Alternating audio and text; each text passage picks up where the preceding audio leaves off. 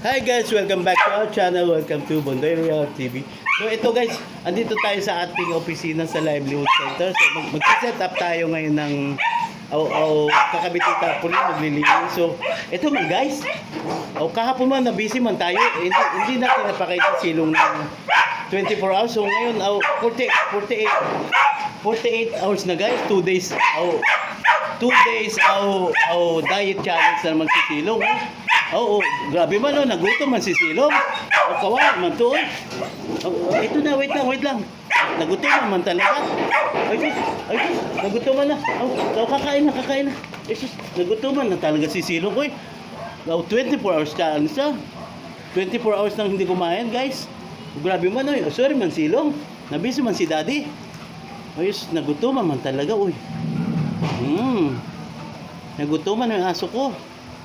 Sorry naman guys, at sobrang busy, hindi natin napakain. Ito guys, marami tayong pinakain ngayon. Grabe man, namayat na ba si Silong? Yan guys, kumakain si Silong. So yun muna guys, at marami tayong gagawin ngayon dito. Maglilinis, ayan guys, wala pang kaayos-ayos man. Mag-set up man, maglinis. Kabit man natin yung tarpaulin natin sa Livelihood Center. Ito man si Silong ang bantay dito. Yan, kumakain na si Silong. So yun guys, basta follow guys sa ating YouTube channel, Bondoy Reality TV. So if you like the video, please hit like, share, and subscribe to Bondoy Reality TV. Also, like our page sa Facebook na Empowered Pinoy Community, and another YouTube channel, Empowered Pinoy Community.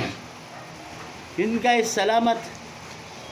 Update kayo. At ito man si Silong guys. Grabe man, nagutuman.